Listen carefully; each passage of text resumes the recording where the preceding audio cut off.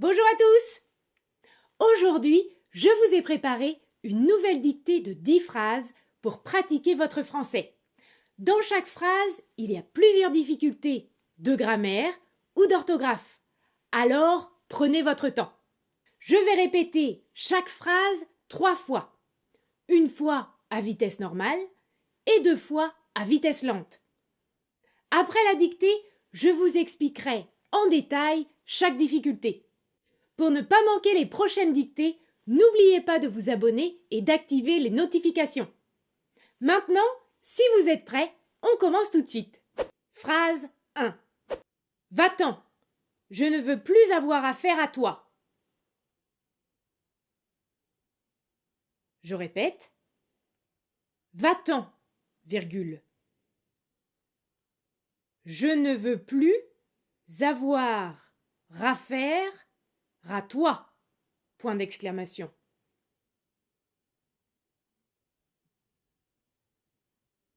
Je répète. Va-t'en, virgule. Je ne veux plus avoir affaire à toi. Point d'exclamation. Phrase 2. Que tu y crois ou non, ta plante croît plus vite au printemps. Je répète. Que tu y crois ou non, virgule, ta plante croît plus vite au printemps. Point. Je répète. Que tu y crois ou non, virgule, ta plante croît plus vite au printemps. Point. Phrase 3. C'étaient 2 adolescentes aux yeux bleu-gris. Je répète. C'étaient 2 adolescentes aux yeux bleu-gris. Point. Je répète. C'étaient 2 adolescentes aux yeux bleu-gris. Point. Phrase 4. Les 3 heures qu'a duré la réunion leur ont paru interminables. Je répète. Les 3 heures qu'a duré la réunion leur ont paru interminables. Point d'exclamation. Je répète. Les 3 heures qu'a duré la réunion leur ont paru interminables. Point d'exclamation. Phrase 5. Personne n'est venu l'aider après qu'elle est tombée. Je répète. Personne n'est venu l'aider après qu'elle est tombée. Point. Je répète. Personne n'est venu l'aider après qu'elle est tombée. Point. Phrase 6. Ces 180 logements ont l'air abandonnés. Je répète. Ces 180 logements ont l'air abandonnés. Point. Je répète. Ces 180 logements ont l'air abandonnés. Point. Phrase 7. Pour mémoriser une chose, apprenez-la 1,5 fois plutôt qu'une demi-fois. Je répète. Pour mémoriser une chose, virgule, apprenez-la une fois et demi plutôt qu'une demi-fois. Point. Je répète. Pour mémoriser une chose, virgule, apprenez-la une fois et demie plutôt qu'une demi-fois. Point. Phrase 8. Quand ils se sont aperçus qu'ils faisaient fausse route, ils se sont empressés de faire demi-tour. Je répète. Quand ils se sont aperçus qu'ils faisaient fausse route, virgule, ils se sont empressés de faire demi-tour. Point. Je répète. Quand ils se sont aperçus qu'ils faisaient fausse route, virgule, ils se sont empressés de faire demi-tour. Point. Phrase 9. Excepté une poignée d'élèves, la majorité a feint la surprise. Je répète. Excepté une poignée d'élèves, virgule, la majorité a feint la surprise. Point. Je répète. Excepté une poignée d'élèves, virgule, la majorité a feint la surprise. Point. Phrase 10. Les conseils que nous avons prodigués à nos collaborateurs n'ont pas eu l'effet escompté. Je répète. Les conseils que nous avons prodigués à nos collaborateurs n'ont pas eu l'effet escompté. Point. Je répète. Les conseils que nous avons prodigués à nos collaborateurs n'ont pas eu l'effet escompté. Point.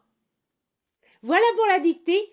Passons tout de suite aux explications détaillées. Commençons avec la première phrase.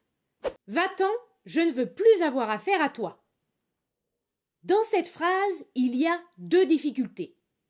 Concentrons-nous tout d'abord sur la forme verbale va-t'en. Il s'agit du verbe s'en aller, qui signifie partir, et qui est conjugué ici à l'impératif. Tout d'abord, rappelez-vous qu'à l'impératif, le verbe aller fonctionne comme les verbes du premier groupe qui terminent en ER, c'est-à-dire que ce verbe ne prend pas de S à la deuxième personne du singulier. Ensuite, rappelez-vous qu'à l'impératif affirmatif, on ajoute toujours des traits d'union entre le verbe et les pronoms. On va écrire par exemple « donne-le lui » ou encore « apporte-la lui ». Alors, pourquoi avec la forme verbale « va-t'en » on ne met pas de trait d'union entre le T et le AN?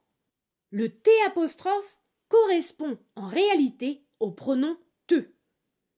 Pour éviter la rencontre des deux voyelles, on a remplacé la voyelle E de te par une apostrophe.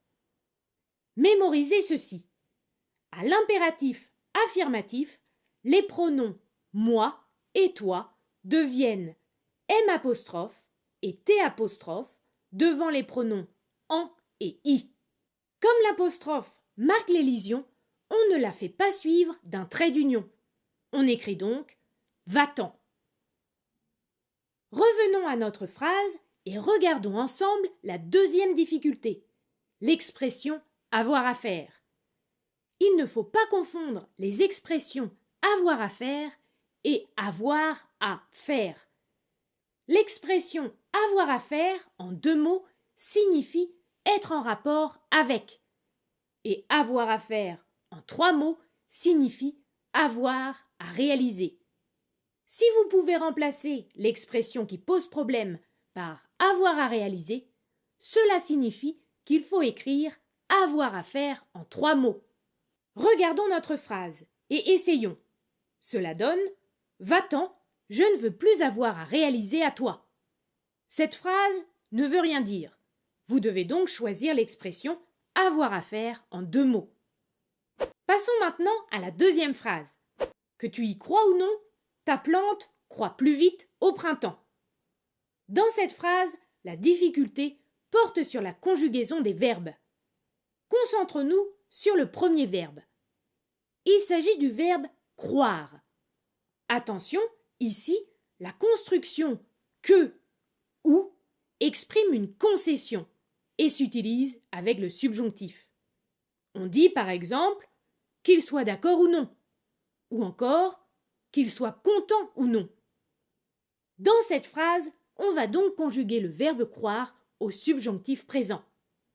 Rappelez-vous, pour former le subjonctif présent, vous devez prendre les formes nous et il du présent de l'indicatif, ce qui donne nous croyons, il croit. Supprimez ensuite la terminaison du présent et vous obtenez 2 bases différentes, croille et croit. Pour la base formée à partir du nous du présent, c'est-à-dire croille, vous allez ajouter les terminaisons ion, yé. Pour la base formée à partir du il du présent, c'est-à-dire croit, vous allez ajouter les terminaisons e, es, ent.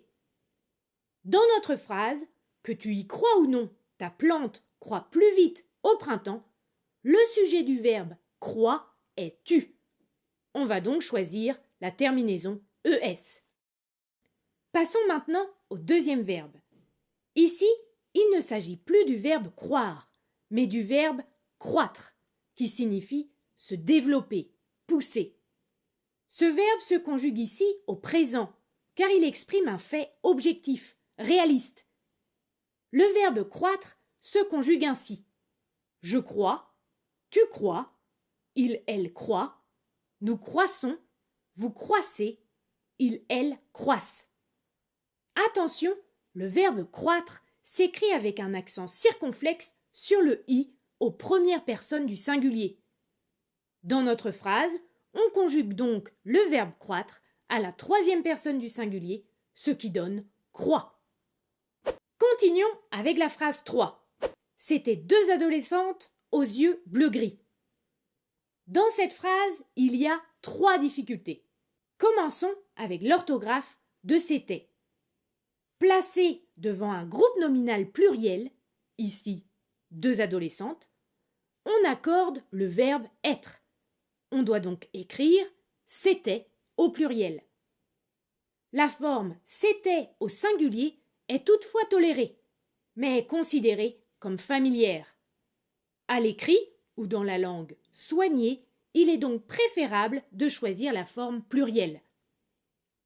Attention, si à la place de c'était, on avait l'expression impersonnelle il y avait 2 adolescentes aux yeux bleu-gris, là, le verbe avait s'accorde toujours avec le sujet impersonnel il. Reprenons notre phrase et continuons avec l'orthographe du mot adolescente. Il fallait faire attention au son s. En effet, on écrit les lettres SC devant les voyelles E, I et Y. Cette graphie, d'origine latine ou grecque, se trouve principalement au début des mots, comme dans science ou scène, comme dans les mots adolescent ou adolescente, et enfin dans quelques verbes, comme fasciner ou encore transcender.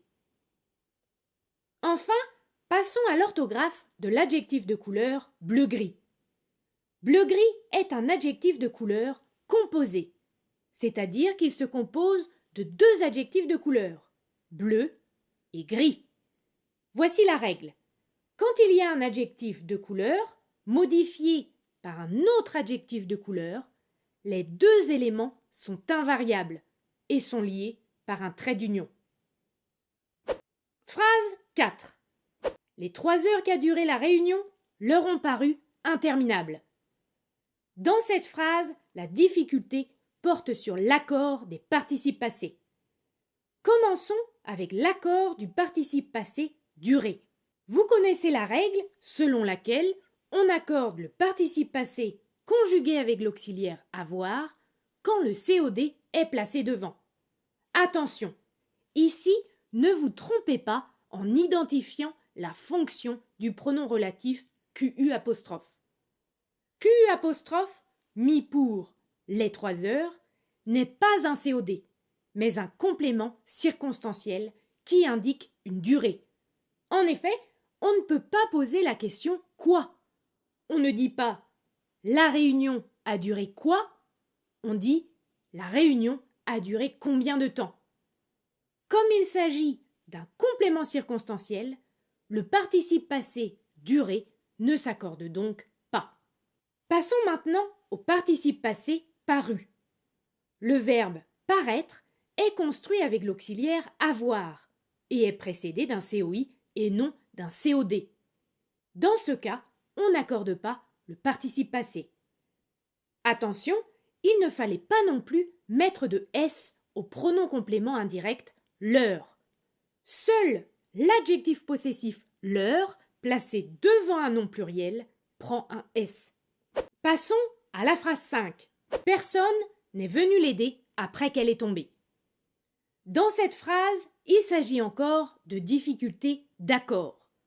Commençons avec l'accord du participe passé « venu ». Le verbe « venir » se conjugue au passé composé avec l'auxiliaire « être ». On doit donc accorder le participe passé « venu » avec le sujet. Attention, dans cette phrase, le sujet est personne. Il ne s'agit pas du nom féminin « une personne », mais d'un pronom indéfini singulier. Ce pronom signifie aucune personne, aucun individu. Comme il s'agit d'un pronom indéfini singulier, les termes qui se rapportent à ce pronom doivent donc être au masculin singulier. Regardons maintenant le verbe tomber. Avec après que, on a tendance à vouloir utiliser du subjonctif, comme avec avant que. Cependant, la proposition introduite par après que signifie que le fait a réellement eu lieu. Comme cet événement n'est pas hypothétique, on doit donc utiliser l'indicatif et non le subjonctif. Ici, il fallait donc écrire le verbe tomber au passé composé avec l'auxiliaire être et accorder le participe passé avec le sujet elle. Phrase 6. Ces 180 logements ont l'air abandonnés. Dans cette phrase, il y a 2 difficultés. Tout d'abord, l'orthographe du nombre 180 en lettres. Aujourd'hui, en orthographe moderne, on relie tous les éléments d'un nombre composé par un trait d'union, même quand il y a un « et » ou quand le nombre est supérieur à 100. Ensuite, il ne fallait pas mettre de S à 100, car il est suivi d'autres nombres. En revanche, il ne fallait pas oublier le S à 20, car il est multiplié et qu'il n'est pas suivi d'un autre nombre.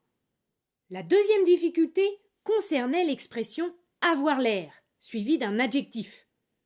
En effet, on se demande toujours s'il faut accorder l'adjectif avec le nom « air » ou avec le sujet. Mémorisez ceci. Avec l'expression « avoir l'air », si le sujet est un nom de chose, vous devez obligatoirement accorder l'adjectif avec le sujet. On va donc ici accorder « abandonner » avec le nom masculin pluriel « logement ». Phrase 7. Pour mémoriser une chose, apprenez-la une fois et demie plutôt qu'une demi-fois.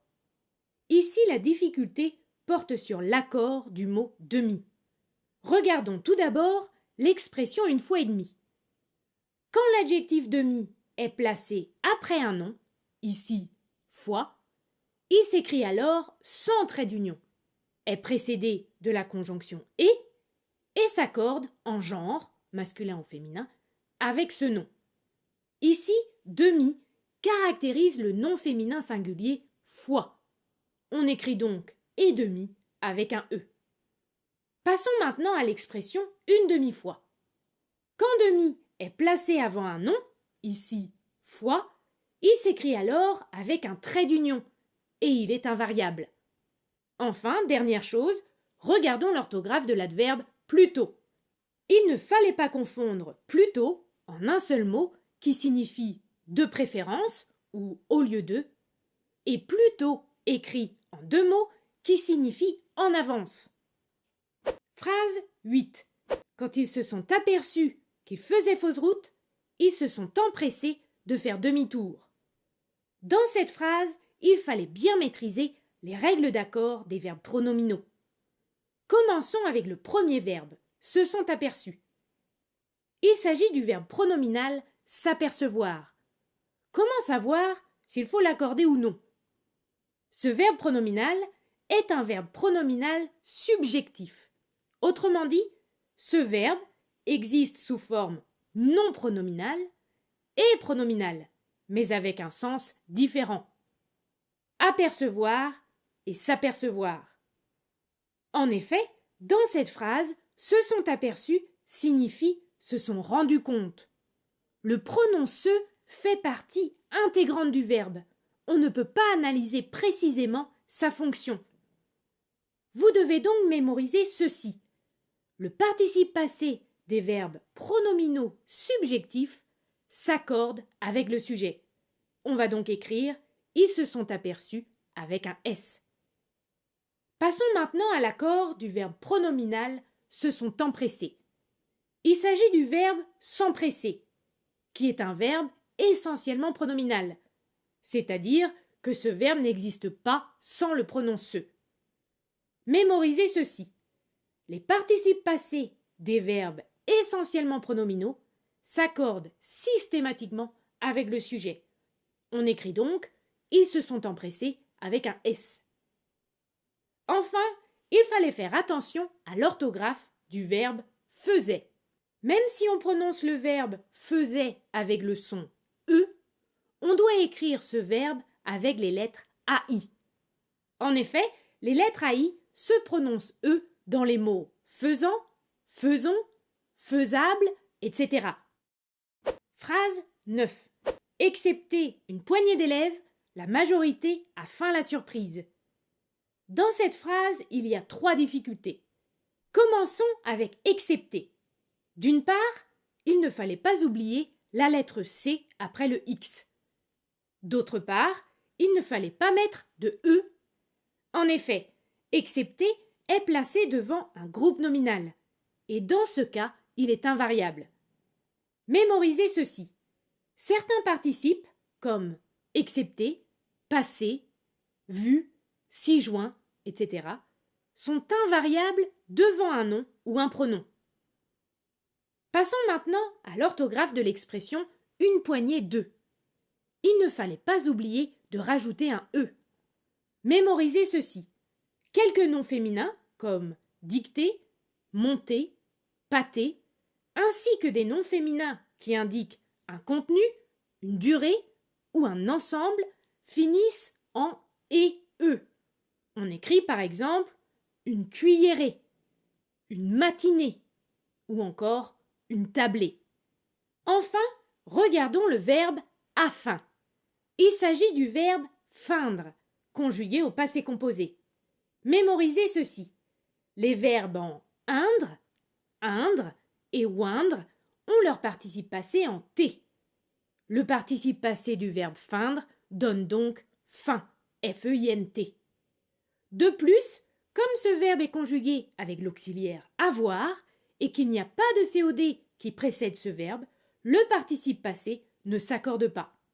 Phrase 10. Les conseils que nous avons prodigués à nos collaborateurs n'ont pas eu l'effet escompté.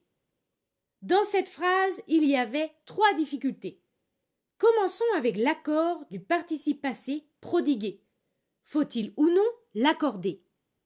Rappelez-vous, on accorde le participe passé si un COD précède l'auxiliaire avoir. Dans cette phrase, y a-t-il un COD? Pour le savoir, posons la question qui ou quoi. Nous avons prodigué quoi, que, mis pour les conseils. On accorde donc le participe passé avec ce COD et on ajoute un S. Passons maintenant au verbe avoir. Le verbe avoir est ici conjugué au passé composé. Comme le COD est placé après, le participe passé U ne s'accorde pas. On écrit donc EU. Terminons avec l'orthographe du mot escompté.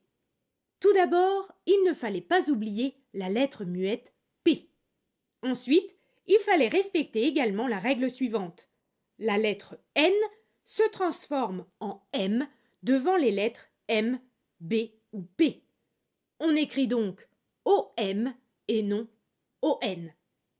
Voilà, j'espère que cette dictée vous a plu. Si vous voulez aller plus loin, j'ai préparé pour vous une leçon avec toutes les explications détaillées pour chacune de ces phrases. Vous trouverez le lien dans la partie description de cette vidéo.